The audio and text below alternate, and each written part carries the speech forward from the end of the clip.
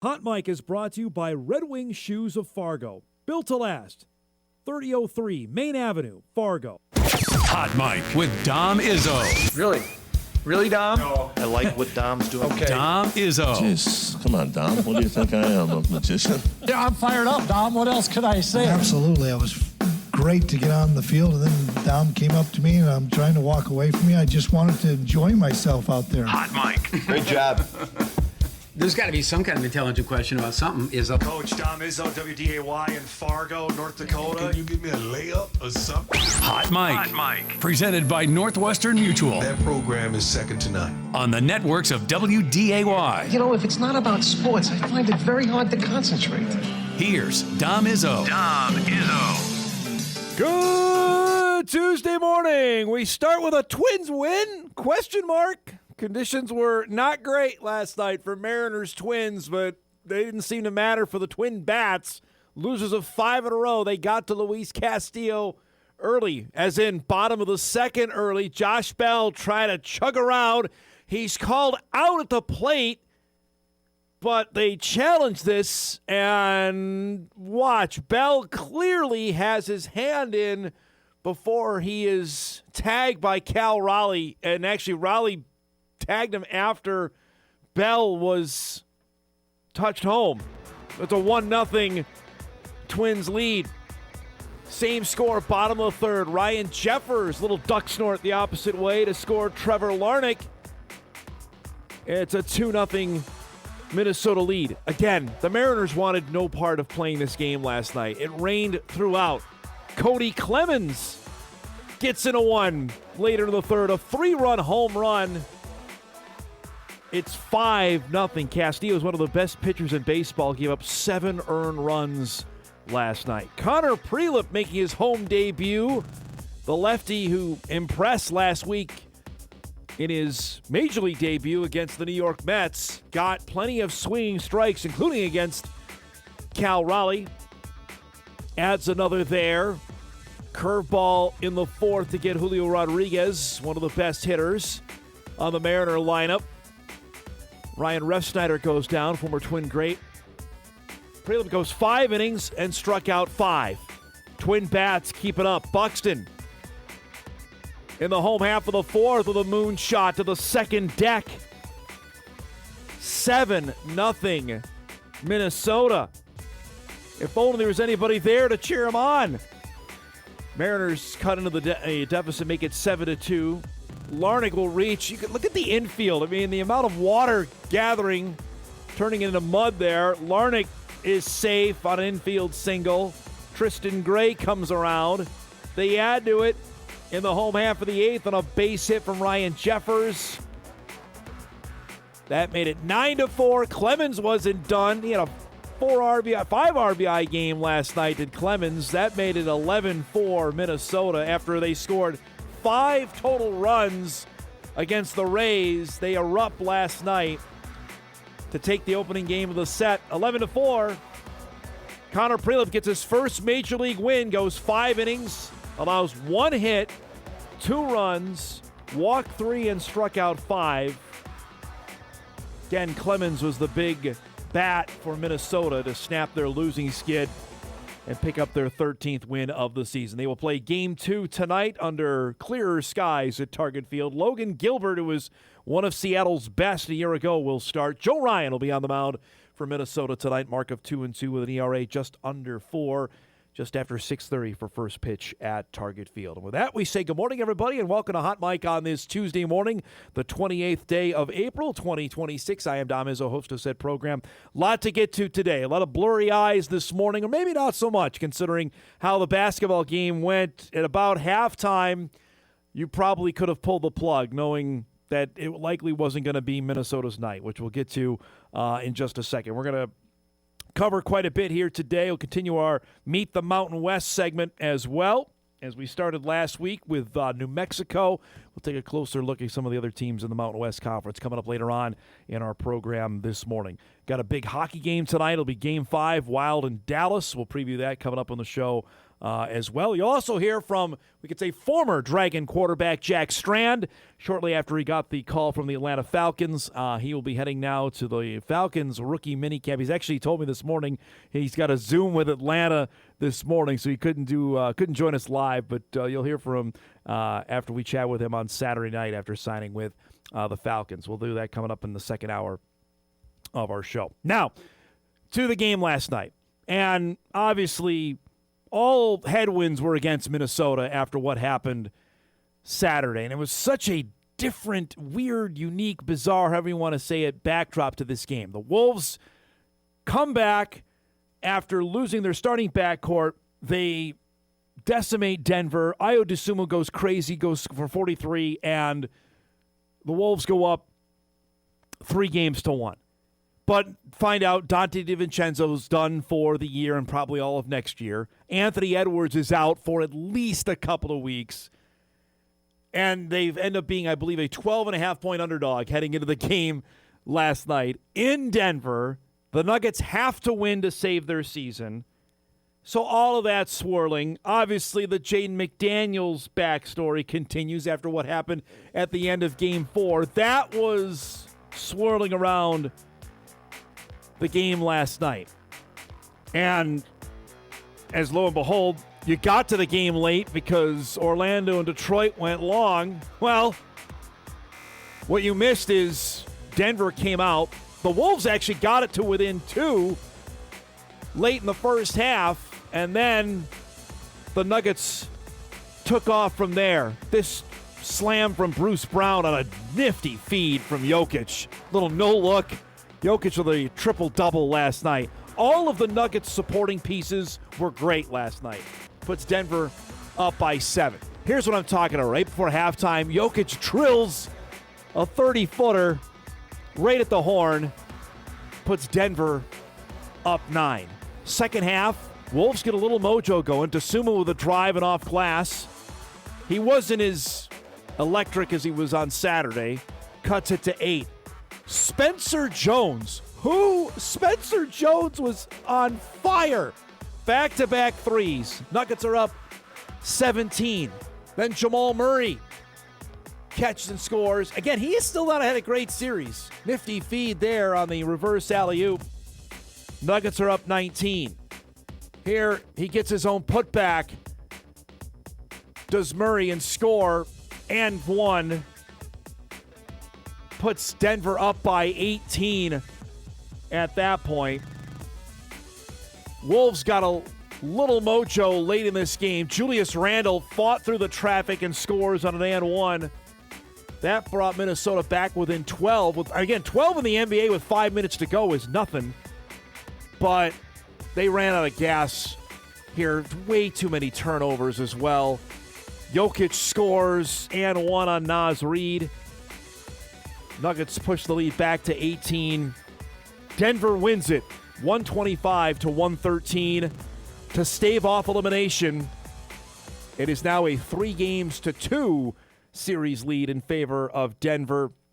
You see Jokic's stat line last night, another triple-double for him, 27, 12, and 16 assists. He had the triple-double in the first half. Julius Randle led the Wolves with 27. The stat that is up at the top there is the one you need to see. 25 turnovers is an easy way to lose a basketball game. That's exactly what happened, and as it was, Denver now is back in this series with Game 6 coming up on Thursday. Afterwards, Jaden McDaniels asked about being public enemy number 1 in Denver. It was cool. It didn't affect me at all. I've been in foul trouble before. And games, early in games, it's just going out there being competitive. I hear the crowd. None of it affects me. It just brings the energy and juice out of me. Were you expecting them to get a little chippy with you tonight at different times, and kind of what was your plan to deal with that? Yeah, it just, things happen throughout the game. You try not to let them affect you mentally and physically, but yeah, it's a physical game. I mean, both teams playing physical. They don't have nothing to do, nothing dirty or nothing like that, though.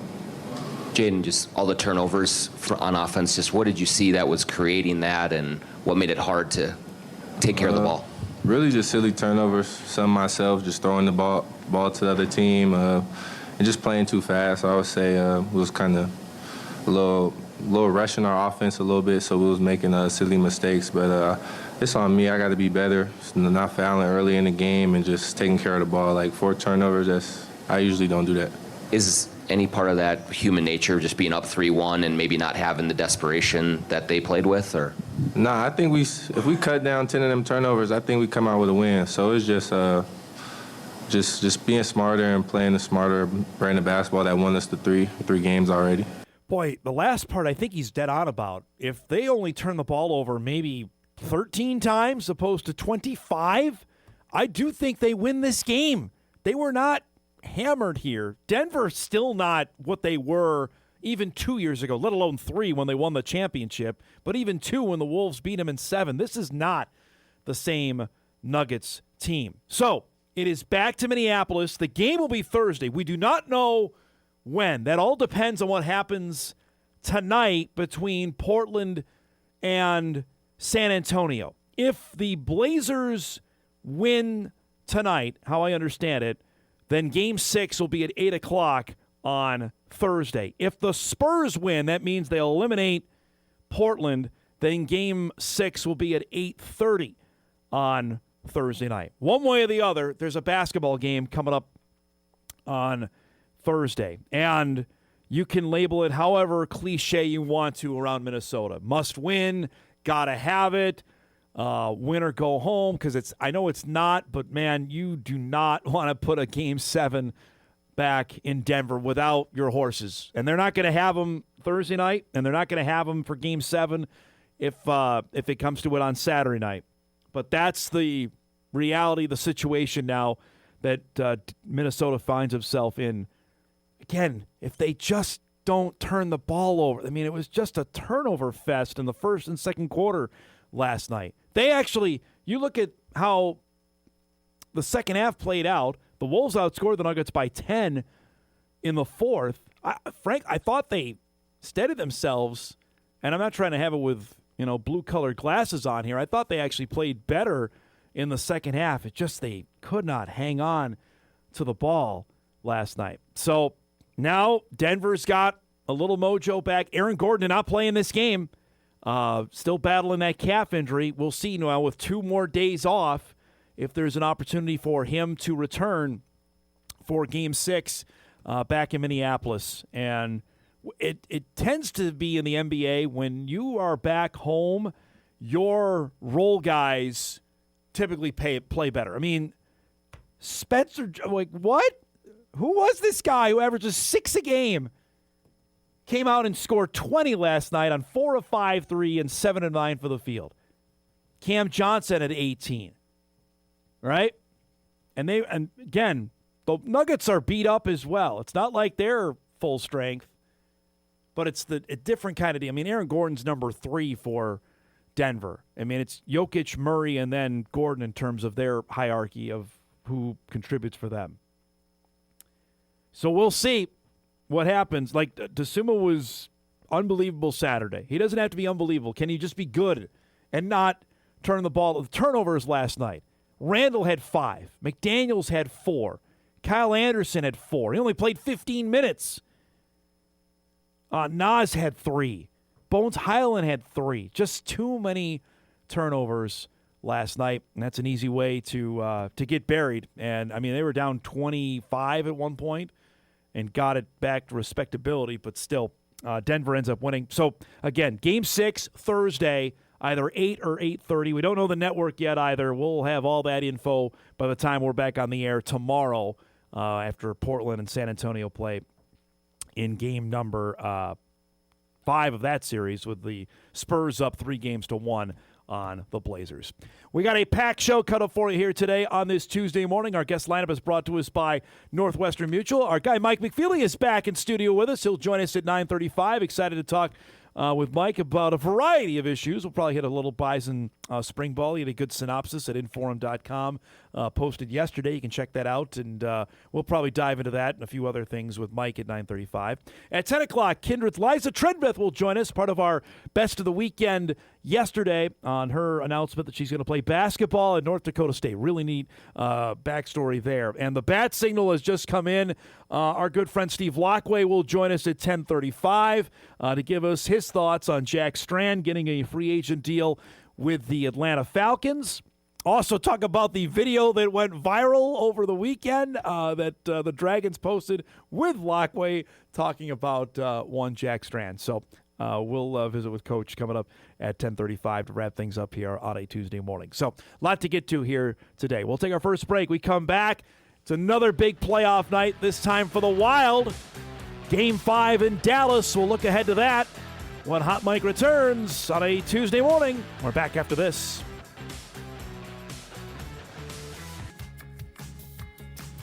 Welcome back, everybody. Tuesday morning show off and rolling. Glad you're joining us here. Lots to get to on a busy Tuesday. Sun's out. Finally play some spring sports today as well. Looking forward to that as we turn the calendar to May. It's about time for everybody to get outside. Now, as I say that, we're still in the midst of all the winter postseasons. We're nearing the end of the first round for both the NBA and the NHL. With we mentioned Minnesota will have to go with the Wolves to a Game 6. Meanwhile, the Wild, with the odd schedule here of multiple days off between games. Normally that's reserved for the NBA, but the Wild find themselves right in the middle of it. They played, and frankly, they probably needed it with multiple overtime games in St. Paul for Game 3 and Game 4. So they played Game 3 a week ago Wednesday, had 2 days off, then played Game 4 Saturday, and 2 more days off yesterday and today before Game 5 coming up tomorrow night at 7. And it looks like Minnesota's going to need every bit to potentially get healthy. Yesterday, Matt Zuccarello was back practicing. He hasn't played since Game 1 after he got concussed earlier on in the series. This is the schedule for what is to come. So we know Game 5 is tonight. Game 6, if needed, would be Thursday. They're done with the 2 days off. Now, again, we don't know the time, but there's only one other game scheduled for that day, and that's Oilers-Ducks, which would be in California. Stands to reason that's probably going to be a 9 or a 9:30 puck drop, so, hey, we might have an actual 7 o'clock start like we do tonight for Game 5 than we would for Game 6. If there is a Game 7, it would be played the same night as the Wolves' Game 7, which would be Saturday back in Dallas if they need it on at American Airlines Center there. The backstory of this is great. Jesper Wallstedt has been fantastic for the Wild and net. They've needed every single part of him, and he's delivered, frankly, in big-time spots throughout the series. So we'll see what happens coming up on tonight. I'm infinitely curious here. The Wild dominated Game 1. Stars came back, handled Game 2, won Game 3 because Minnesota couldn't stay out of the penalty box.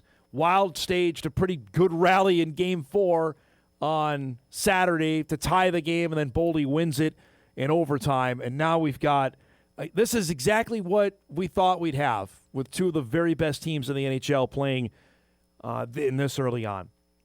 Already, as I mentioned yesterday, 2 teams have advanced, each 1 seeds. Carolina swept out Ottawa. The Avalanche are sitting there saying, hey, Dallas and Minnesota, you want to go ahead and play 28 games? Fine, because Colorado already swept out the Kings, and they await the winner of this series. And I believe I saw yesterday that Colorado potentially could have 8 days off between games. That's unheard of. Frankly, that's too long. But again, with how the schedule works, and you're playing best of 7 in every round, you're going to have instances like this where if a team sweeps, another series is going potentially the distance, then one's going to have a abnormally long layoff than the other. The other West series, the Ducks are up on Connor McDavid and the Oilers at 3-1. That is tonight, that Anaheim could beat Edmonton, who's been to the Stanley Cup final each of the last 3 years. We already know there's a new champ because the Panthers didn't even make the playoffs this year. Florida's run of their 3 straight runs to the Stanley Cup final is over as well. We'll see. If Edmonton's been there twice. Florida's been there 3 years in a row. Edmonton trying to make it 3 years running. They have to win tonight or their season's over. Meanwhile, Vegas and Utah is tied at 2 apiece. Vegas won last night in overtime on the road against the Mammoth. In the East, the team I've decided to get on board with Buffalo. That's my team I cheered for since I was a kid. The Sabres have been terrible forever. Though they have a chance to win their series tonight. They're up 3-1 on Boston. You got Montreal and Tampa tied at 2 after they played last night. And the Penguins staved off elimination. They've got a Game 6 with Philly. That will be tomorrow night as well. So that's your Stanley Cup playoff update. I had one other item I wanted to get to here before we break and bring Mike on. And this happened yesterday. And this is another update on the proposed 5-for-5 eligibility that the NCAA is trying to make happen. Yesterday, the NCAA put out 2 separate statements on this, which makes you think that they are super serious on making this happen. Headline is, Division I Board of Directors directs Cabinet to advance age-based eligibility rules. And, I mean, this is a long meander. I'm not going to read the whole statement, but there's 2 things on this. That they're trying to make this 5-for-5 happen as soon as possible. Now, part of that, though, here it is. It says, maintain existing rules, allowing 4 seasons of competition in 5 years of eligibility for student-athletes competing in the 2025-26 academic year. New rules are not expected to retroactively apply to student-athletes whose eligibility is or will be completed by the spring of 2026. So what that means in lawyer language there is that for seniors now, we saw a bunch of basketball players, especially in the Summit League, decide to hop into the portal even though they had no eligibility left, with the hope that this would be retroactively applied to them and they would get another year. Now, immediately when this came out yesterday, I think every lawyer in the country probably started salivating, saying, well, we probably have a chance here to take this to court and potentially win it. We'll see. But, again, the momentum on this continues to strike that they want this, and they, meaning the NCAA, want this sooner than later. And that's, again, everything I've heard on it since it got introduced. When we talked with Craig Bohl about it a few weeks ago when he was back in town, that there seems to be a general consensus on momentum to make this happen prior to the upcoming academic/athletic calendar year, which starts officially in July 1 when that goes down. Again, after a robust discussion, the Division I Board of Directors on Monday directed, there's so many different subcommittees and stuff, directed the Division I Cabinet to advance an age-based eligibility concept that, if adopted in its current form, would permit student-athletes up to 5 years of eligibility beginning the regular academic year after they turn 19 or graduate from high school, whichever happens earlier. Under that model, Division I student-athletes would no longer be limited to only 4 seasons of competition within their 5-year eligibility window. So that means red shirts are gone and medical hardships are gone. I'm sure there's going to be certain waivers that will be applied, whether it's for mission trips, whether it's for military service, that may get a waiver there. But more often than not, you're going to get 5 and you can play 5. Now, what I am interested in are seniors for this upcoming academic year for 26-27.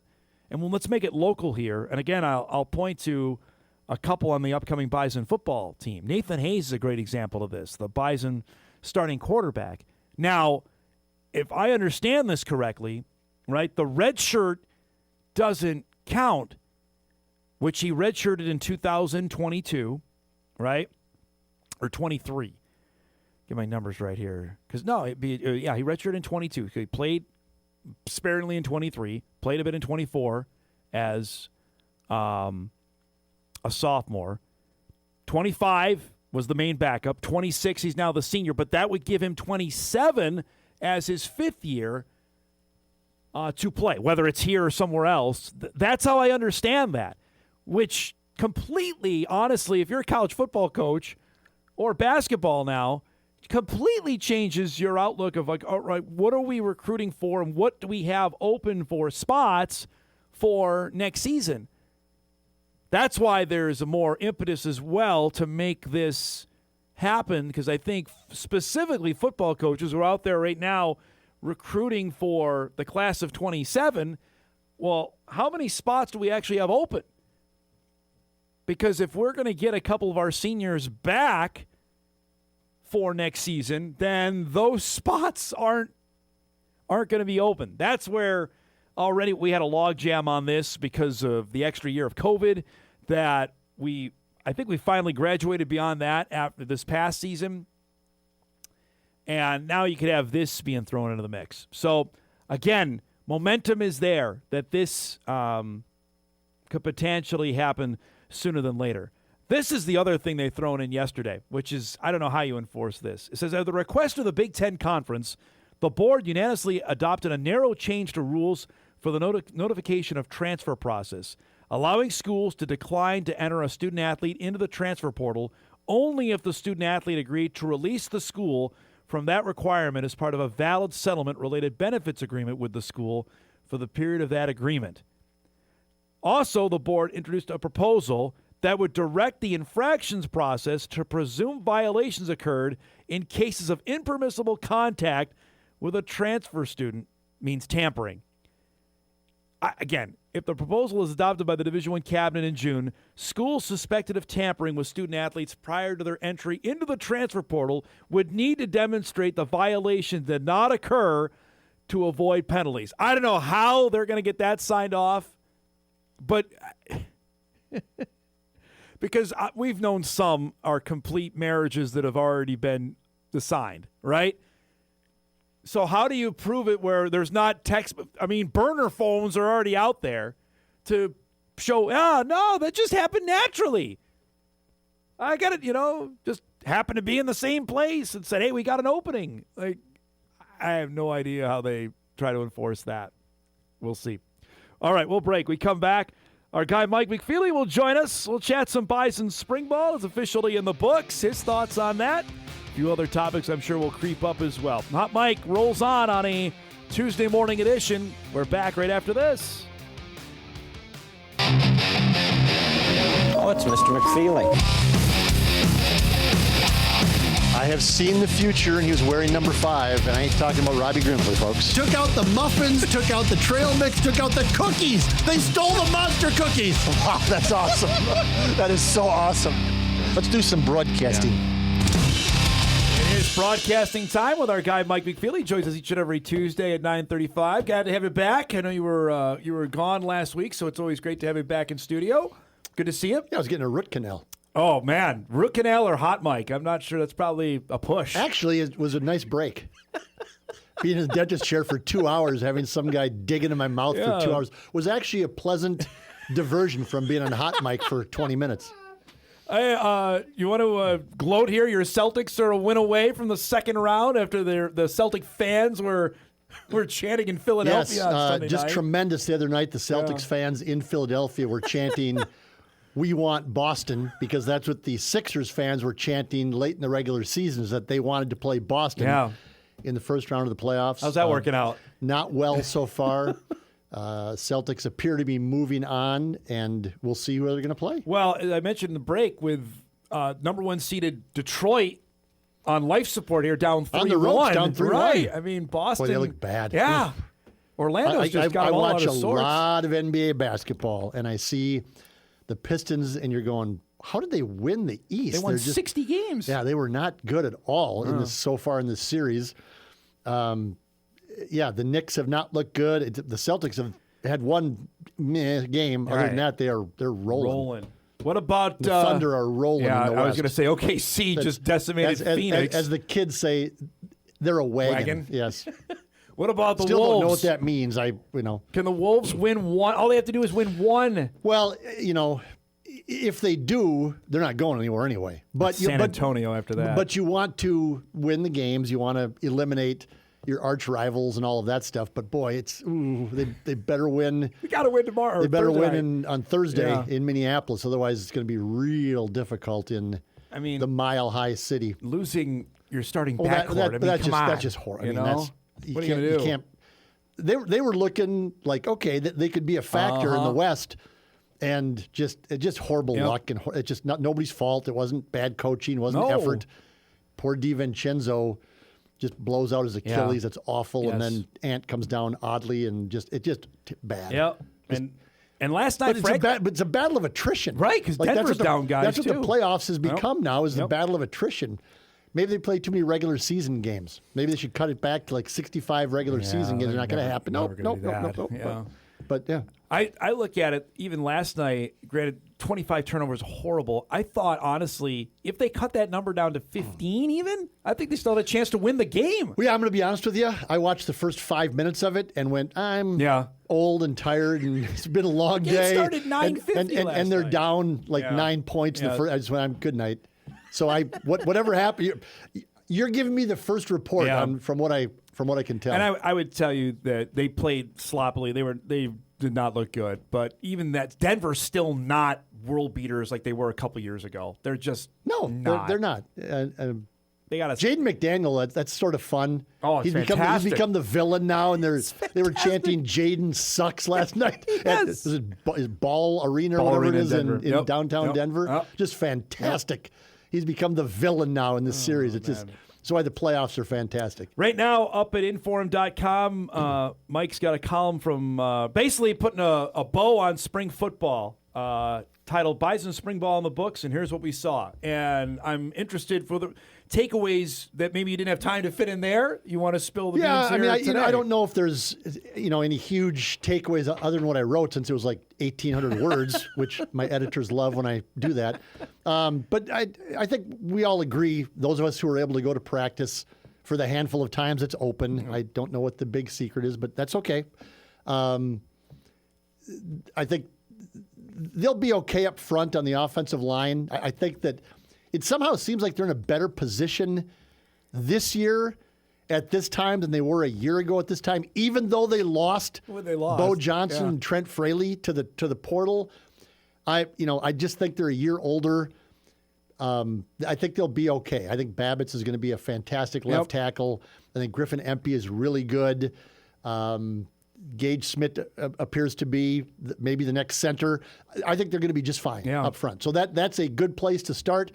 On the other side of the ball, the defensive line, as you and Kolpak talked about yesterday, I think it's going to be really good. Yeah. I think that's going to be a strength of the team, is going to be the defense in general, other than the cornerbacks are going to be but definitely a work in progress there. The defensive line is going to be really, really good, I think. And then the linebackers, you're expressing a lot of concern about the linebackers. I'm not there just because they have athletes there. And I know that they don't necessarily have positions worked out yet, but who cares? You have to have the bodies first. and they have some guys that, again, just look, as I wrote in my column, they look like they're big-time linebackers. Yeah. They are long, they're athletic, they are fast, and they'll figure out who's going to go where. Yeah. And Donovan Woolen's a good place to start. Yeah, that's a good place to have that guy. Yep. But I got to say this again. And I'm guilty of it, I think many people are guilty of it, is we never talk about losing Logan Kopp.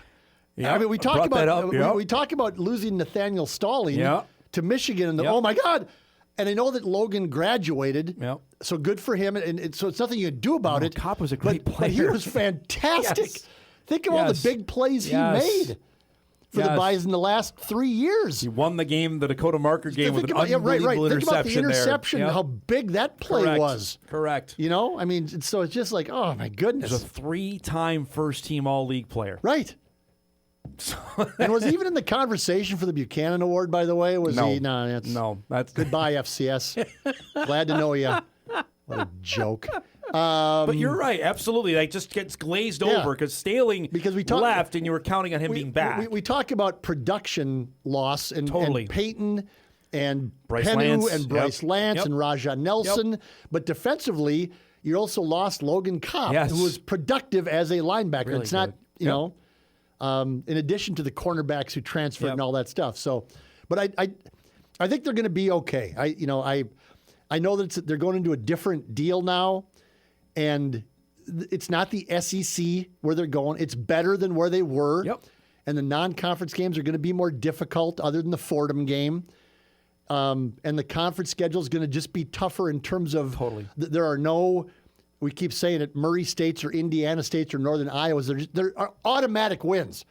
You know, yes. I mean, the NDSU could have run out its second or third team against Murray State and won that game. They can't do that anymore. With UTEP has not been very good. Northern Illinois has not been very good. But you have to show up to win those games. And you didn't even have to show up against Murray State, and you would have won the game.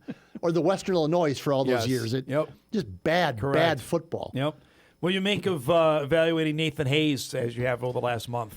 Yeah, I mean, huge arm, not afraid to run. We saw more of him, as you've said before. We saw more of him than we did of Cole Payton, you know, in terms of just being a real quarterback and not being a gadget player behind Cam Miller. So he'll be fine. I believe that. I think he'll be fine. I like the swagger. I like the arm. I like the athleticism.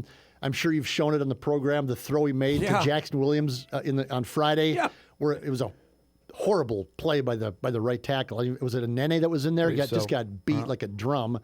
And so Hayes gets flushed right away, has to sprint full speed, and on the run just throws a laser 30 yards downfield to a sprinting Jackson Williams along the sideline for a huge gain. So that's there. He can do that. I also think, though, that there's going to be some gunslinger in him where, you know, like he's so confident in his right arm. I think just from the little that we've seen him, that he's going to maybe make some throws where you go, oh, that was not a good decision there to do. Because not that he didn't see what was happening, but maybe he believes I can that make I throw. can make that throw, or I can throw it into, you know, between these three guys because I can throw, you know, a 90-mile-an-hour fastball 15 yards over the middle. Email comes in, Dom and Mike, the question I have in evaluating where this team is relative to last year is, if they are better than where they were last year at this time, does that put them behind, even, or ahead of where they need to be relative to their new conference? What? It says, if they are better than where they were last year at this time. Yeah, I don't know that we're saying that. No. I haven't said that. I mean, I would. If I'm NDSU, I would much rather have last year's team. Totally. Yeah. Yes. Yep. I agree. I think. Is he talking about the offensive line? I think it's just in general the whole team of where they're at in terms of. Yeah. No. I mean, I think they're going to be fine. Again, I don't think they're going to be 12-0. I just, you know, all the stuff that McMurphy was on your show last week, you know, touting this. Yeah. They're going to be favored in every game. Well, that was his poll that he ran, too. I don't believe that that's going to be the case. I think they're going to be underdogs on the road. They should be at UNLV. UNLV in New Mexico. And maybe Hawaii. And we've talked about this last week, but with Craig Bohl telling us all kind of the weird things that, you know, San Jose State maybe doesn't have a great record, but they just always have athletes and players because it's California, and some California kids just don't want to leave. Right. Hawaii is the weirdest road trip ever in the history of college football, and the Bison have to play the week after that. Yes, they have a home game after that. Yep. And Craig said the week after Hawaii might be tougher than the game in Hawaii, because of the lag and you don't start really practicing until Wednesday or Thursday, and it's just like, ugh. And you're like on a death march for 2 weeks after the Hawaii game. So all of that is coming into play here, and so and it's all new to everybody. Correct. It's you know, we've kind of joked that the fun of it for us is this is all new. Yeah. That I'm sick of seeing Murray State. I'm sick of seeing Vermilion. I'm sick of seeing Carbondale. You know, the teams, I don't care anymore about that. Yep. But from a football standpoint, it's also all new. Correct. The travel part of it, the time change. They're going to be playing night games. All the time. All the time. Yep. They're going to be playing elevation in certain situations. Yep. Wyoming, Air Force. New Mexico. They're all at elevation. Yep. All of these little things adding up is it's just all going to be different this first year. There's no doubt on that. Let's break. Go back much more, but we got a few emails also to get to with Mike. We'll do that. We wrap up our first hour here on a Tuesday morning edition of Hot Mike. Back after this.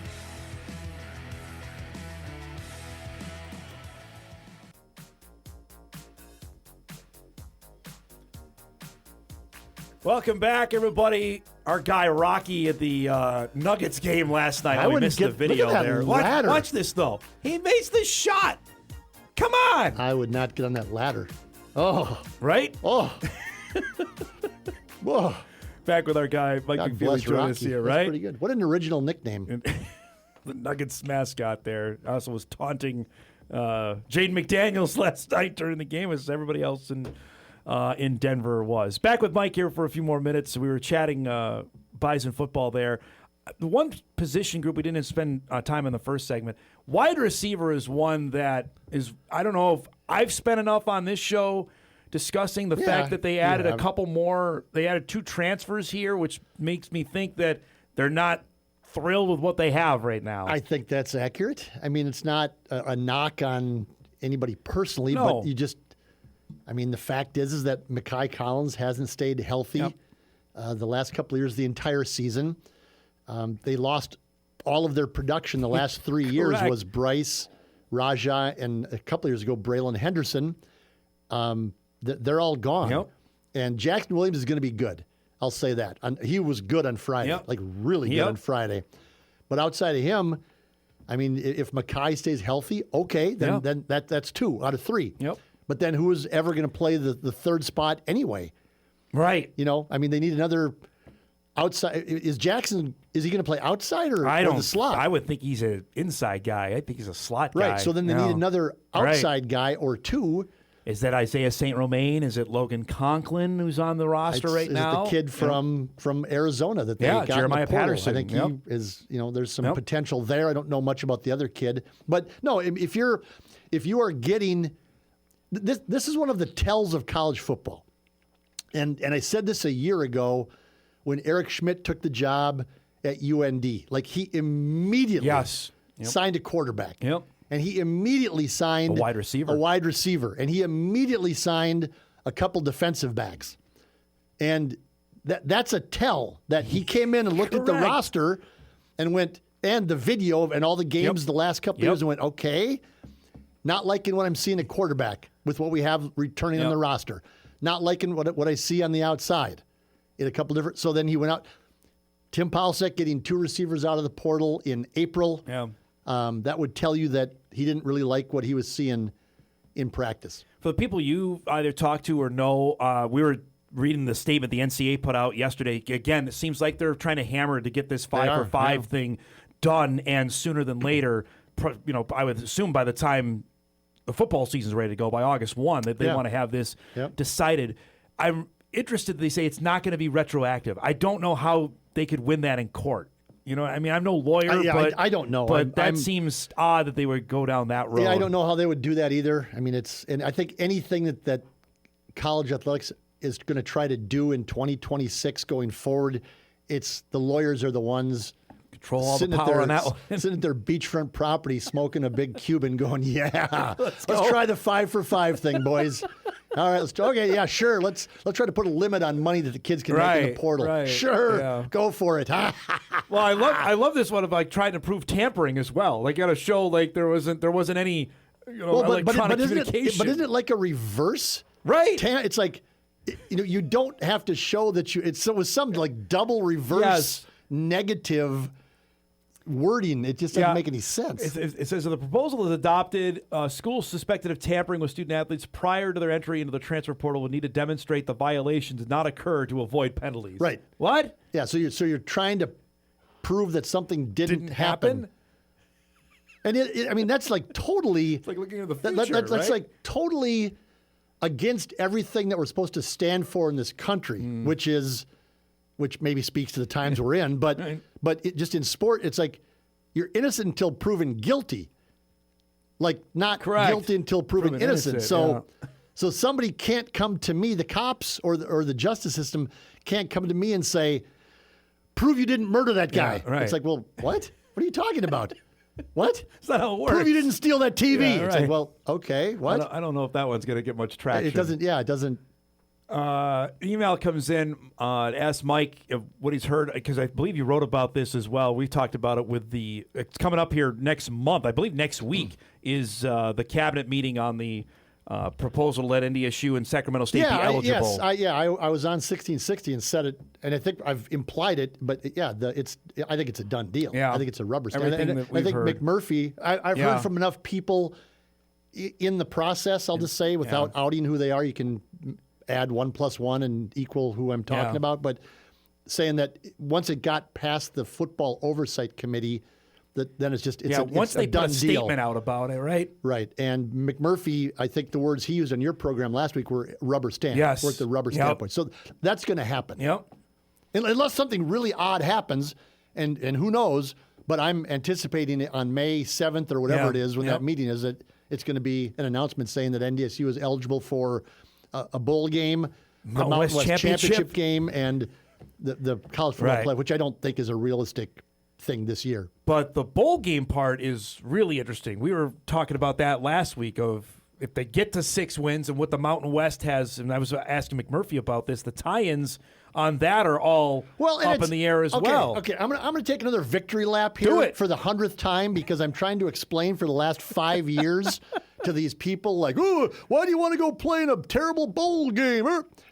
And what I kept saying was, if you have a big enough fan base, which NDSU believes they do, and if you can bring 10, 12,000 people to Frisco back in the heyday, which hasn't been happening the last couple times they're there, but if you can bring 10,000 people to a bowl game, you're going to get invited to good bowl games. That's part of it. Yep. You can go outside the tie-ins. You don't have to go to the famous Idaho Potato Bowl. You can go to the Rate Bowl, just to use an example. And if you bring 10,000 people to Phoenix, you're going to get invited back to the Rate Bowl the next year. Right. Yes. Because they want the money. Yep. They want you in Phoenix or Tempe or Tucson or wherever these bowl games are, and they want you spending money on tickets, and they want you buying beer, and they want you buying hamburgers, They want you, and they want you to rent a $300 night hotel for 4 days, and they want you to go to the bars. That's what they want. So quit whining about playing in meaningless bowl games. They don't have to be. Nope. They don't have to be. No, and they could be in pretty nice locations as well. You can bring 10,000 people to a bowl game, and if it's in Phoenix, by the way, there's a whole heck of a lot of NDSU alum. Yes, sir. There's a reason why NDSU's honchos and coaches fly to Scottsdale and Phoenix every year to go shake hands and kiss babies, because there's a ton of NDSU alums down there who got and money. have a lot of money. Yes. So if those people can all, go there. Yes, then make it happen. You can fly from Minneapolis, which is the largest alumni base for North Dakota State, from Minneapolis to Phoenix for $100 or whatever, from Fargo to Phoenix for $300 or whatever, and then go and bring 9,000 of your friends. You're going to go to a good bowl game if you can qualify for a bowl. Doesn't mean every year. No. Some years you might go to the Potato Bowl or the New Mexico Bowl. Right, whatever. Yeah. Who cares? Yep. It's just I'm trying to say that like in 2022, you're going to go to a bowl game, there's going to be 13 people there. Not if you go. Right, not if you go there. Right. And it's going to be a good bowl game if you and your buddies go. Yepper. Good stuff as always, man. Thanks for coming by. I appreciate it. I was right about everything. Can we just say that? There's the clip. I didn't talk over it. There it is. All of this last 5 or 6 years, I took crap from NDSU fans that didn't want to go FBS because they wanted to keep going to Frisco, go to Scruffy Duffy's, get drunk on Bud Light. Okay? I said, no, you can go to good bowl games. All of the other media around the region and the FCS country that was poo-pooing what I was saying, they were all wrong. I was right. Yes. I was right. They were trying to get to FBS the whole time. They were having discussions with FBS conferences, plural. I couldn't cement a lot of it because nobody would say anything on the record. And I can't just make stuff up. I was wrong a couple times. That's fine. I was right about everything else. I was right. You were wrong. You're talking to me? No, I'm talking to the world in general. Good God. Thanks for coming by. Good to see you. Have fun playing New Haven. Or Long Island. Long Island, yes. Mike McFeely joins us each and every Tuesday at 9:30. We'll break. We come back. Hour 2 on tap. You'll meet the Bison newest women's basketball recruit out of down the road from Kindred. That's coming up. We start Hour 2 right after this.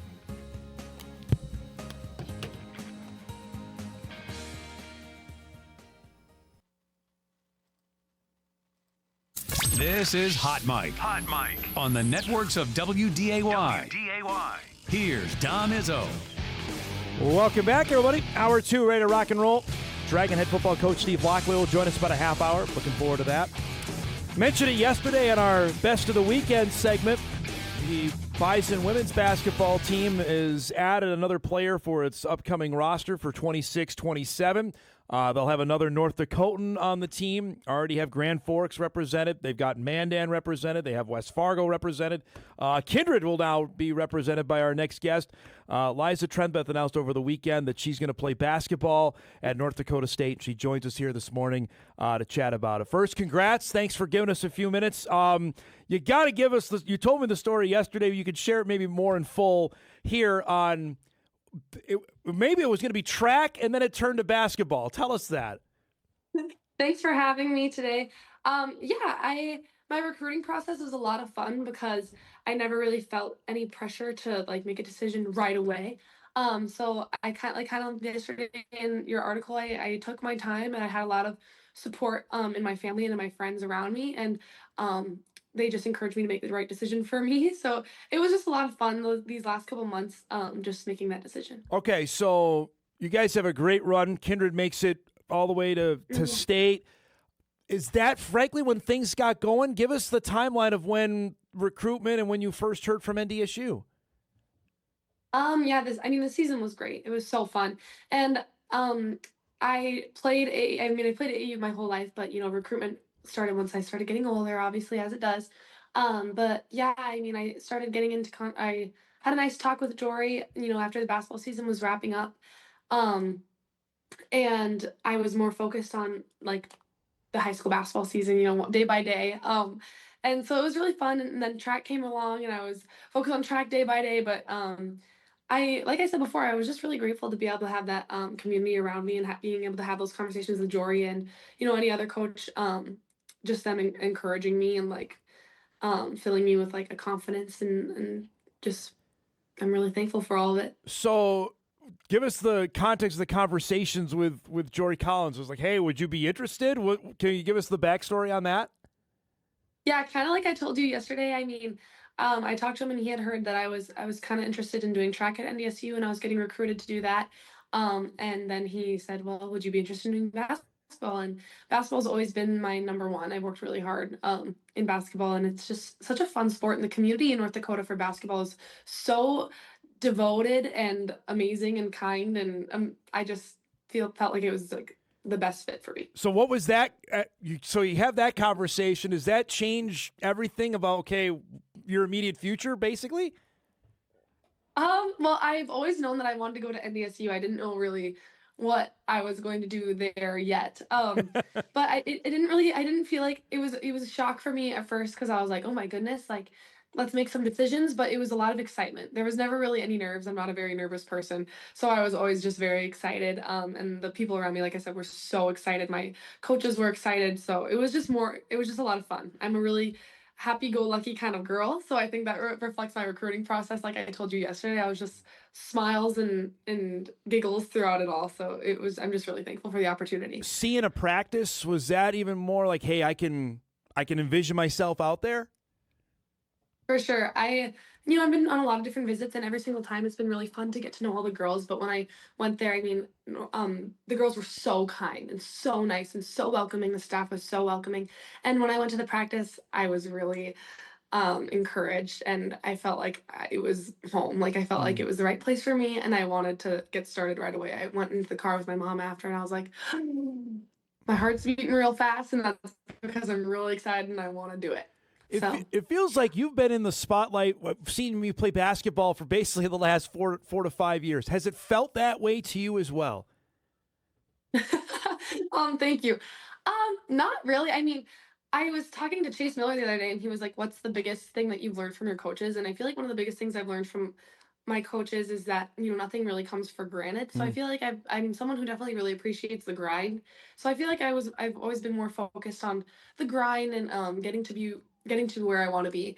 But this year, I mean, the Lord has been so gracious with everything this year. I like look back at my senior year and I'm like, this season of my life has been so blessed and like insane. I mean, I wrote down in the beginning of the year like my goals for the year, and I got every single one of those. And I think that just comes from the hard work. Once you work hard, you can play hard. And so it's just been really fun to watch all of that come into reality. Knowing Kindred obviously has its own, you guys, any sport, when you step on the floor, you got a major bullseye on you. What was that like, especially this year, knowing this is our last go to make it to state? What was there? Did you feel inherent pressure, like at regions, all that leading into going to state? Well, girls basketball at Kindred has always been like a place for the spotlight. I feel like I was just talking to Chase Miller again. Like I think every single year there's always that talk, especially in a small community like Kindred, oh, are we gonna be good this year? Who's gonna step up? Who's gonna lead? And I personally love that. I think that's such a fun way to be introduced to sports when there's a little bit of chit chatter around it. And I think it's really fun to be able to perform with people that you've worked hard for that with. But I think this year it was really a lot more of that chit chatter, because I don't know if you've heard, we only had an 8-girl roster. Yeah. So there was a lot riding on that, a lot of pressure, I think, with me being the only returning upperclassman. But I didn't feel a lot of that pressure as much as I felt a lot of that like love from the community and just excitement to get started and perform with some of my friends. So is it a catch-22 where like, hey, I know I'm going to play a lot, and B, don't take me off the floor? Or are there times where like, hey, I need a breather, where you're telling Coach Brandt, like, I need a minute? Me and Brandt had a lot of conversations going into the season with, and Sierra said too, I mean, we knew what our role was going into the season. And we knew that probably meant no time taking a breather. So it was a lot of preparation in the preseason. I was running a lot, and I was in probably the best shape I've been in ever. So yeah, that was a conversation we had in this season. I really didn't have a lot of breathers, but it never really felt too hard because of like the support I had and the preparation I had going into it. It just felt like a regular game. Liza Trenbeath joining us from Kindred. I want to talk about track here in a second, but you mentioned to me yesterday, I think this is really unique about also your recruitment. You didn't tell anybody. Can you tell us why, on how that all came about? And then what's the reaction been from family that this was a surprise to almost everybody? Yeah, anyone that knows me knows that I am a socialite and a huge talker, and I don't really ever shut up ever. So I think it came to a huge surprise for some of my friends and family that I actually kept a secret for once. I have always been really quiet about my recruitment just because I felt like it was just my news to share, my own thing. So I only really told my family and some of my best friends, like a couple close friends, and obviously they're, it's Kindred, North Dakota. It's a small town. News gets out. But when I finally announced the other day, it did feel like a weight off my chest. Like I was like, okay, the genie's out the bottle, and I can talk about it now with you. Did you have some upset people like, hey, come on, I thought we were tight. You didn't tell me? Did you get that reaction? Yeah, I did. I had a couple friends text me and they were like, well, great surprise, thanks a lot, but I know that they only want the best for me, and it's all in good fun. So all right, so tell us about the javelin. And that's not necessarily a sport that I think some would just say, yeah, that's all me. Was that something that you grew accustomed to, or is that you were drawn to it? Tell us the backstory of you and the jav. Well, Kindred track is also an absolute powerhouse. Yep. I mean, Mr. Almares is an amazing coach. Every single coach we have there is amazing. So I joined track my freshman year, and I kind of did all of the events trying to see what fit me. And then it wasn't until my junior year that I really started like throwing the jav. I started only being a spear thrower. And Adam Mark, my coach, he threw at NDSU, and he is an amazing coach. I mean, and javelin's a really technical sport. When you change like one little thing or one little like movement, I mean, it can fly like 20 feet further. So I think that it was just really fun. And the javelin people at Kindred, like, they're just so fun. And I had so much fun at state last year. And it was so new. Like I said, I was a basketball girl my whole life, and I was really interested in that. So being able to learn and be coached in a sport that I wasn't all that confident or familiar with was so much fun. And that's what really sparked my interest. Maybe doing that in college, maybe not. So it's just been really fun to get to try. And like I said, I really appreciate the grind. So I really like trying new things and tweaking it out. You threw 115 6 inches earlier this month. So, I mean, it seems like what you've taken to it well. Is it now become a labor of love for you?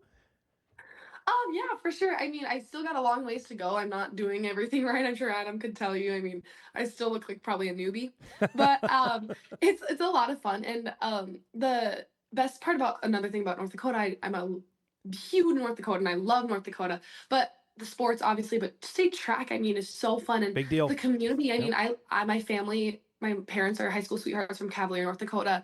My family is all from Cavalier, like small town North Dakota is so fun because everybody's so invested and so supportive. So I think that's my favorite part about track, and especially javelin, is being able to follow all the girls from all over the state that also throw, and like, oh, so and so did this, so and so did that, and like, I may not know you, but I know you. So I think that's one really fun thing about track that I really began to love. And like I said yesterday, it kind of translates into basketball, like being able to learn there's a difference between like being a friend, but really truly supporting someone and truly being there for them. And I think that's one thing that I've learned with track. The community there has been so kind and so supportive. So you were third last year. There's only a couple other spots on the podium. Is that the goal for the end of next month in Bismarck? You know, I had that sheet. I wrote down my goals for basketball. I definitely had one of those for track too. Yeah. So I don't want to say anything prematurely, but I've been working hard, and I definitely have a long way to go. But I am really excited. I mean, maybe today will be a windy day, like you said, and maybe I'll throw it a couple extra feet, but I'm excited. How do you handle that? We were visiting with this off air. Like, if the weather, you got to have a meet today, and if it gets windy with a sport like that, are you like, okay, let's go, or is it that can make it infinitely harder to do it? I think I'm definitely a person that's like, okay, let's go. But it is definitely fun to watch. I mean, I gave my friend Alex Iverson grief. I mean, he had the wind to his back, and he threw it like 174, which is very impressive. So hopefully today, I mean, maybe I'll have a little wind. But they say like throwing into the wind is good too. Yeah. That's what they tell me. So I'm just going to try to do what I can. Liza, last thing, and I really appreciate you doing this. I know you got to get back to school here. If I would have told you in August when the year got started that this is going to happen, that you're going to have a chance, you'll make state, and you're going to go and then find a way to play Division I basketball, would you have believed me? I don't think I would have. I mean, like I said, I have never really noticed, or not noticed, but like, you know, the spotlight hasn't always been something that I've tried to seek out. You know what I mean? I've always just been head down, chip on your shoulder, work hard. So I think that's one of the biggest things I tell people, you know, like, work hard, play hard. And it's been such a blessing and such a great opportunity to be able to do this. And I'm just so excited to work hard next year. Or Jory. Were you, did you celebrate yet, or is that coming? That's coming. Yeah. Yeah, I haven't really had time to celebrate. I mean, it's been really fast, and you kind of said yesterday, it's May, like, what are you doing? It's kind of late. So it's kind of a buzzer beater decision. Yeah. But again, like I said, I'm just so thankful for the opportunity, and I'm so excited to do whatever they want me to do. I really appreciate you doing this. Congratulations. Good luck today in your meet. Good luck at state next month, and we'll see you soon, okay? Thank you so much. Have a good rest of your day. Liza Trenbeath from Kindred, North Dakota, joining us, newest member of the Bison women's basketball class of 2026. For anybody that watched Class A hoops this year and certainly saw our coverage, she was outstanding for a Kindred team there with Sierra Nipstead were fantastic. And we had Sam Brandt join us right before Kindred went to state, knowing full well that was the Iron Eight. That was what they had. They were going to roll with. They end up getting tripped up by South Prairie in the semifinals was another NDSU commit. Riley Rutledge plays for South Prairie. He'll be coming to Fargo a year from now after she wraps up her illustrious high school career. And just a phenomenal athlete, honestly. And for NDSU, why not? You know, if you knew that she was going to be heading there in the first place, have a chance to add on to the roster, why not go in state? So that'll be the fourth separate North Dakotan on the roster. I mentioned Mandan with McKenna Johnson, West Fargo with Mariley Simon, obviously Grand Forks with Jossie Schiller being represented. With 9 players back, why not? You have an opportunity there to just be selective, maybe is the best way to describe that, what you add onto your roster. Appreciate her time. Let's break. We come back. You'll hear from Jack Strand on signing with the Atlanta Falcons. His head coach, Steve Laqua, will join us in about 15 minutes as well. A lot of Dragon football chatter coming up to wrap up our show. We're back after this.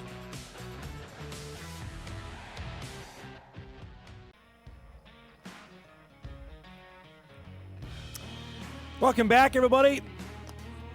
Video of Jack Strand from his historic setting career at Minnesota State University Moorhead. You saw there as we come back from break on a tremendous run that ends up with an NFL deal.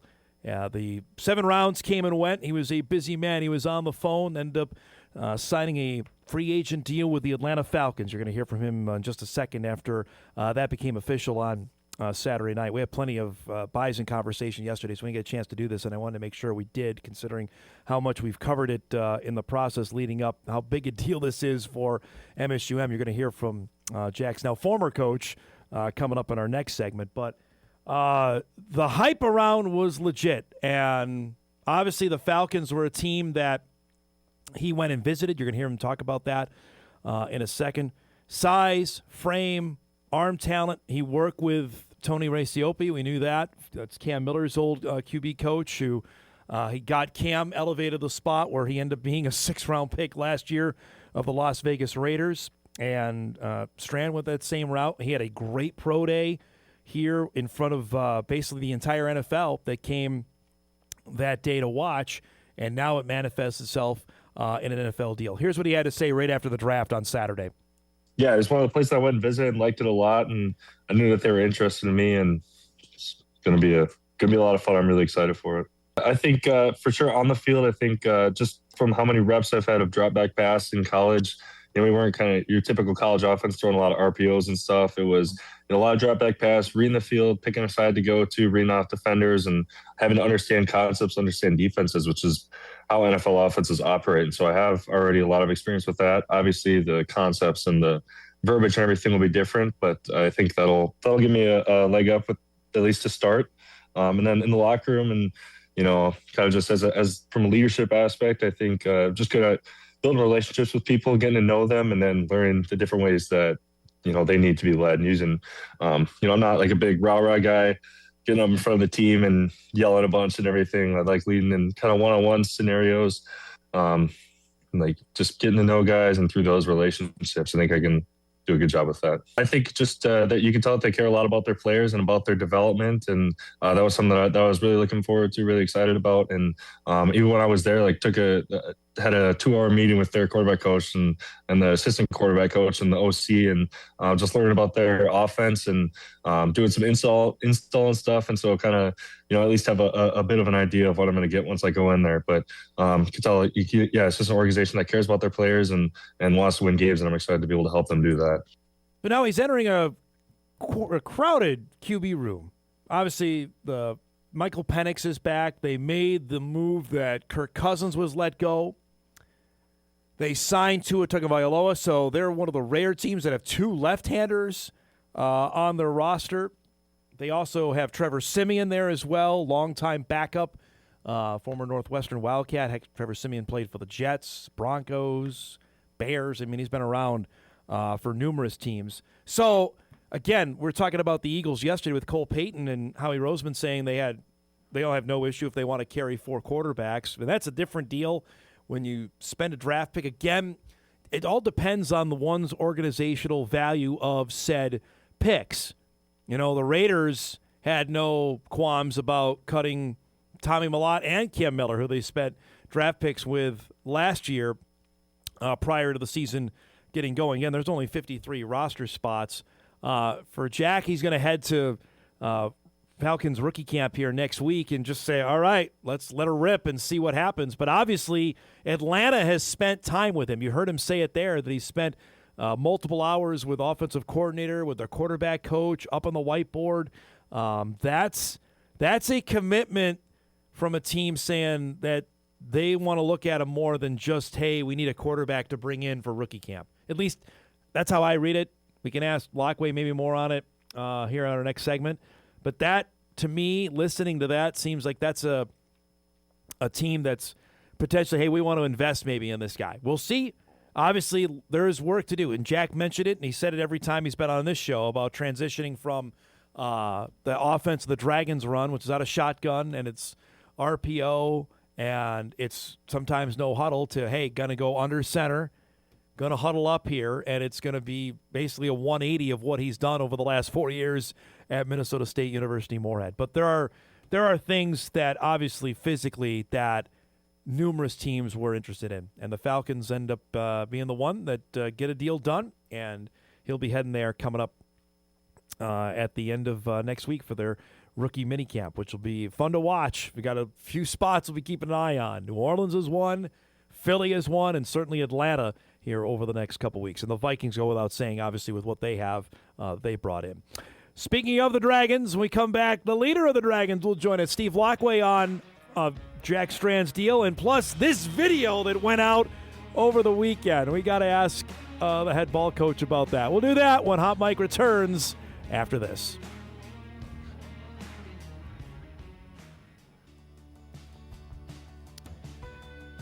Welcome back, everybody. Final half hour here on a busy Tuesday morning. Tomorrow, you'll meet Notre Dame transfer.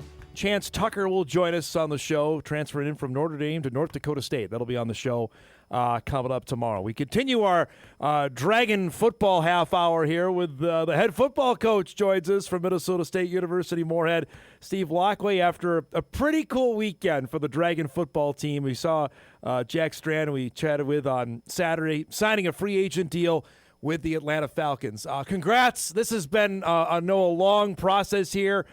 Give us where you were Saturday night when you found out. Well, we had just kind of finished the spring game on the field, hadn't been drafted. There was a handful of picks left. We thought maybe Denver was going to have some picks at the end. Maybe there's something going to hit there. Didn't, and then kind of got wind kind of on a media scoop that was out there. And so we figured it was pretty credible because we doubted that people were going to go too far out on a limb that there was a Jack Strand signing unless it was pretty legit. And finally got a text with Jack that confirmed it, and so super excited for him and his family. So you were able to tell the current team? Were you able to tell them, or had they dispersed by then? They had dispersed by then. We missed that, and we were en route, probably really from the coaches' offices to we had a Buffalo Wild Wings alumni gathering after the game, and so it's kind of right in between there in the parking lot. Trying to get confirmation, so pretty excited about that. What was that like, though, to tell the alumni, though? That'd be pretty cool, though, on Saturday night. Yeah, they were definitely excited. There's a group of them in there, a couple of players and families, and so definitely a lot of people excited for him. And I think, especially the people that know him and know his family from being around at games and tailgating, when they're the salt of the earth people, and so having something great happen to great people is something that you can't help but be super excited for. Steve, hearing what Jack said, how much commitment Atlanta had, bringing him in, the amount of time they met with him certainly seems like they were beyond interested in him. Yeah, I thought it was great in the sense of I asked him, he was here at practice Thursday morning, and then he left after practice and headed home for the draft. And I said, hey, if you don't get drafted, where's a place you would like to go? And Atlanta was one of the three teams that he said he would hope that he would end up with. And so glad that he got that chance. He talked about his visit there and how he liked it, how he talked about our offense with Matt Ryan. He thought that was pretty cool. And so it was, I think he really felt good about that place. To him, culture is important, fit is important. I told that to a lot of the scouts. They said, hey, as they went through here, they're like, what is it going to take for him to succeed? I said, it's going to take somebody that just believes in him, that's going to, believe in what he can do, not just a cog in the wheel. And I think he felt that with the Falcons. And so excited they get to start that journey. Do you remember anything specific when Atlanta came through? Was there anything memorable about that? I know it's months ago, but was there anything that stood out to you when the Falcons were here? Well, they all kind of blend together a little bit, but I feel like I remember the Atlanta scout being like Australian. So that caught me a little bit off guard. This could be wrong. I don't know, but I thought that. Then we were talking about some, and was it Stick? Somebody with the Falcons, and I said, well, I think, the arm to Stick and how I saw Stick at camp. And I said, well, he's with you guys now. And he was like, I don't know about that. So I was like, well, maybe I got it wrong. And so maybe this guy doesn't know what he's doing. So it was a little bit of I just walked out of there and went, I don't know. I just got to coach this team. About the NFL. How big a deal is this now that it's happened? We talked about the potential, I think, last time you were on the show. Now it's reality. How big a deal is this for Dragon football? Well, I think really exciting in the fact that, so much attention around the program, and as the landscape of college football has changed, and you saw it, I think you had a tweet out there about the FCS players not taken in the first, second, whatever, third round, and first time in years.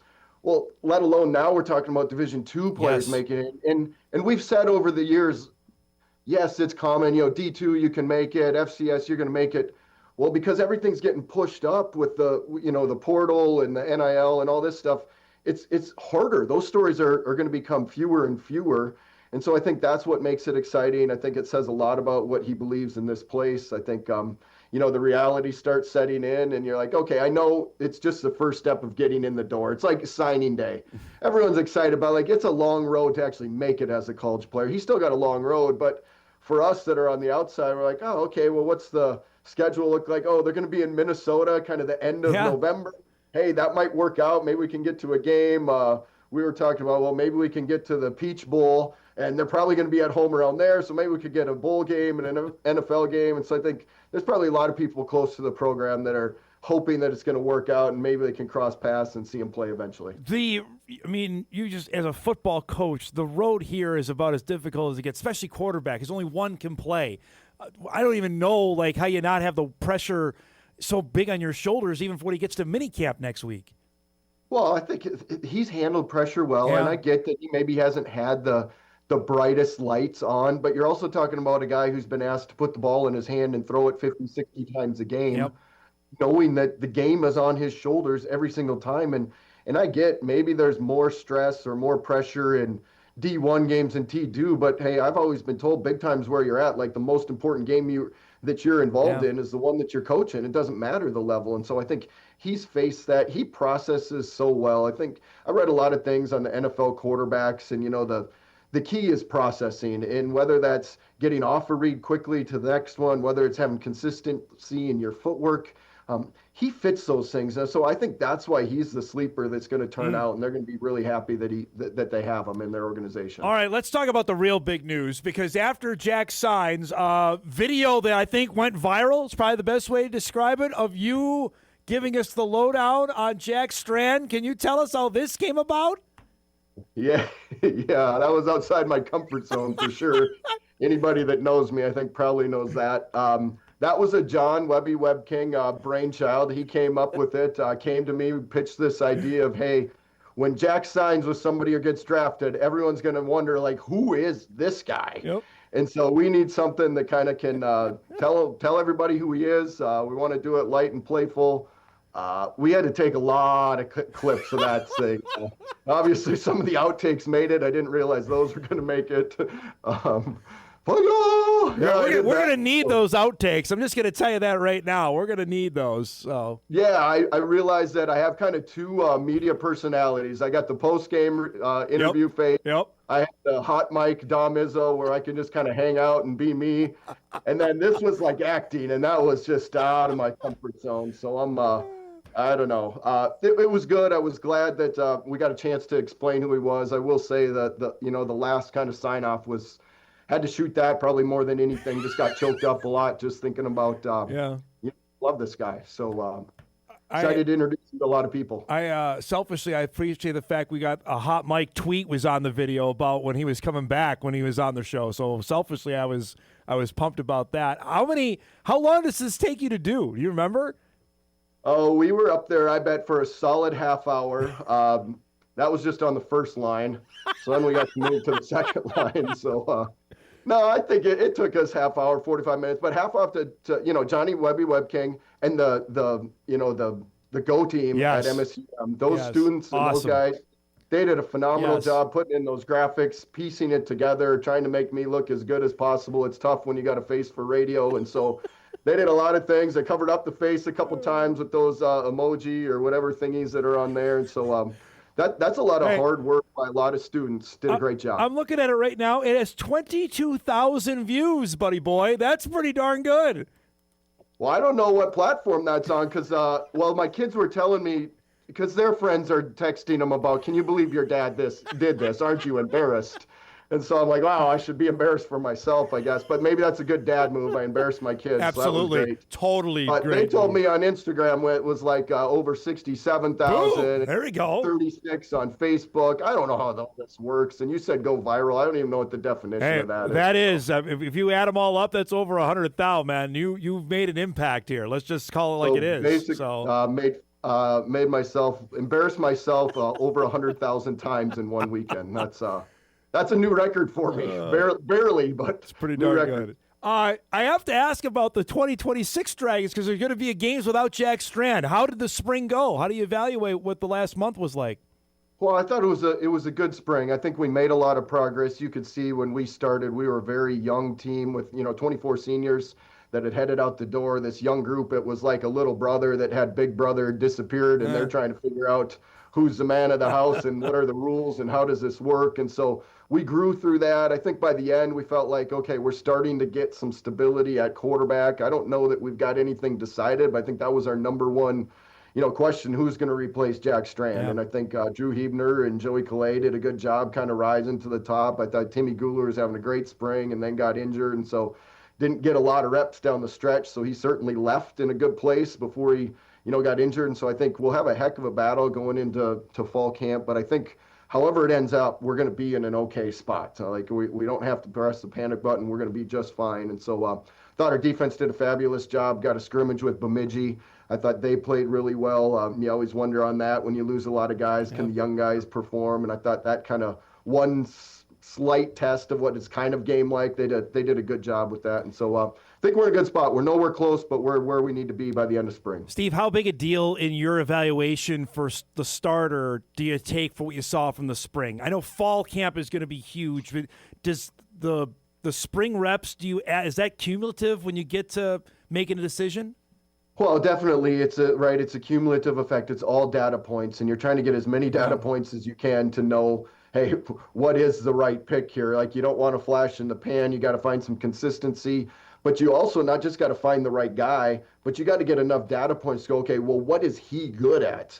Like, we had a feel for what stuff Jack was good at. Well, the new quarterback's going to be good at some different things, and so we've got to get enough data. Who's the guy, and then what should we be doing with him? And so it's kind of a twofold, and it's tough. You got a lot of quarterbacks that are battling for it. It's tough for the guys kind of on the bottom because the top guy's not solidified. If the top guy's solidified, well, now you're spending a lot of reps trying to figure out the next wave. Well, we're spending a lot of reps on the top, and so I think somebody said it the other day, there's a lot of mouths to feed in the quarterback room of trying to get enough reps to get looks and develop and figure it out. And so it is limited, but you got to do what you got to do. Before we go, the Summit League Outdoor Track Championships are here in town. Can we hire you as a correspondent? Are you available in a couple weeks? I am going to be there. I know you're going to be there. I'll be walking around. I don't know if I could give a real good color commentary on track. I'm not sure how you guys do that. Like, I could probably handle the hurdles. There's a little drama. Right, correct. Those sprinting events, I don't know. I don't know. But yeah, excited for it. My daughter's going to get her first chance to go into that, and the indoor one was really exciting. I felt a different level. We've been to state track, and you feel the championship Saturday. Yep. There's a little bit different vibe in the first kind of indoor Summit League, watching a finals event that she was in there. So really cool. Track just takes forever. I love it, but it's a long, long day, man. There's a lot going on. I agree with that because we've had multiple track people in our family, and at one meet we've got throwers, we've got jumpers, we've got sprinters, and so that covers everything from about the first event to the last. Can you watch with your family, or you got to be separate? Like I got to be off of my own when your daughter's going to run here. Track, I am good to watch with the family, and I am the all-time video guy with the phone for the technique.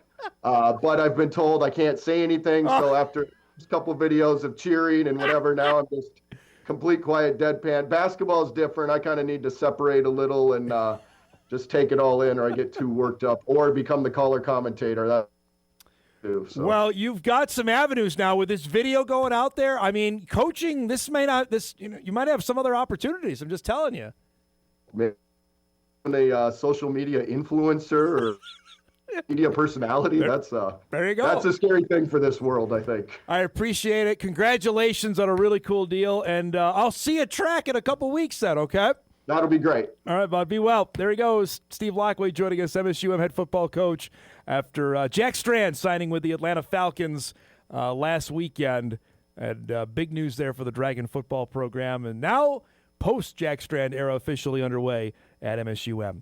We will take our final break. We come back. We'll put a bow on things, get you ready for a busy sports Tuesday. Hot Mic wraps on WDAY Extra, KSFL, KMBN in Sioux Falls and Rapid City right after this.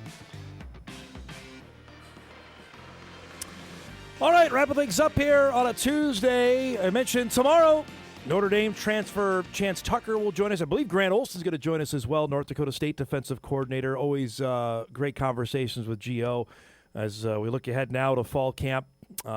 Expecting that coming up on the show tomorrow. Looking forward to that. Some breaking baseball news as the show was rolling here. The Philadelphia Phillies have fired their manager. Rob Thompson is out after the Phillies have the tied for the worst record in baseball with the New York Mets.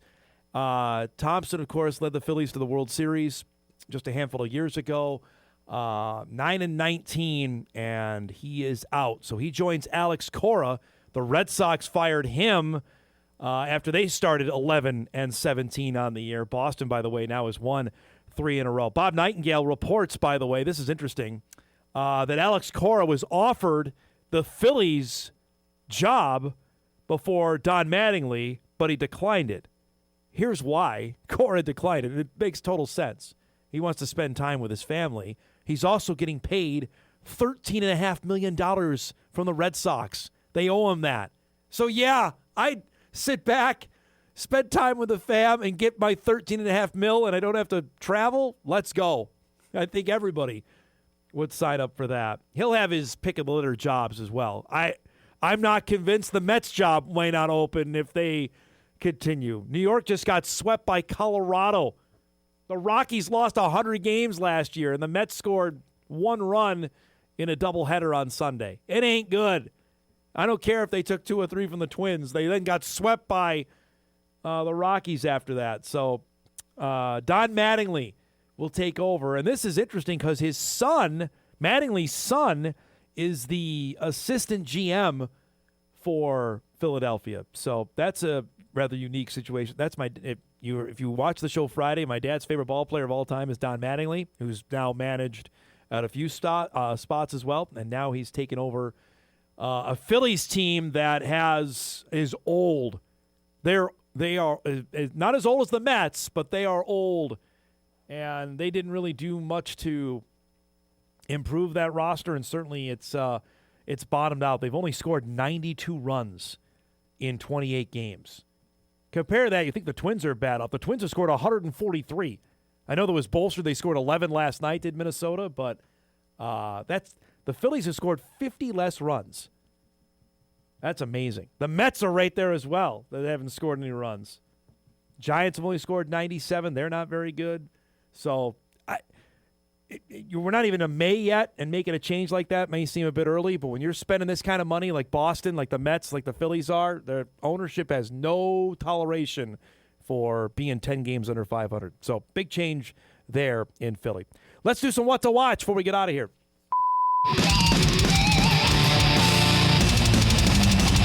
What to watch brought to us by our great friends at Northwestern Mutual. All right, here we go. Game 5 tonight. Wild and the Stars, 7 o'clock, ESPN 2 for this one. ESPN's got the NBA tonight, so hockey on ESPN 2. Series tied, 2 games apiece. Winner will take the 3-2 edge back to St. Paul for game number 6 on Thursday. The Twins play game 2 of their series with the Mariners coming up 6:30 tonight on Twins TV for that one after Minnesota exploded for 11 runs last night. We'll see if Joe Ryan can get the mojo going here. He's 2-2, ERA of 3.9. Was not great his last time out against the Mets, so we'll see how he fares tonight against Logan Gilbert and Seattle. And we've got game number 5, Hawks and the Knicks on NBC tonight, 7 o'clock. That series now tied at 2 games apiece after the Knicks won emphatically in game 4. Garden is going to be rocking tonight. All the stars are going to be out. We'll see if the Knicks can take that series lead back. We'll try to clinch it out later this week. We got to roll. Thanks to our guests today, to Mike McFeely, to Liza Trenbeath, and to Steve Laqua. If you missed any of the show, you can podcast it later today at inforum.com. You can watch a full replay on WDAY+. Thanks so much for joining us, everybody, on a busy Tuesday. Get out there and enjoy some spring sports. We'll see you back here tomorrow. Do it all over again. Thanks for watching. See you tomorrow.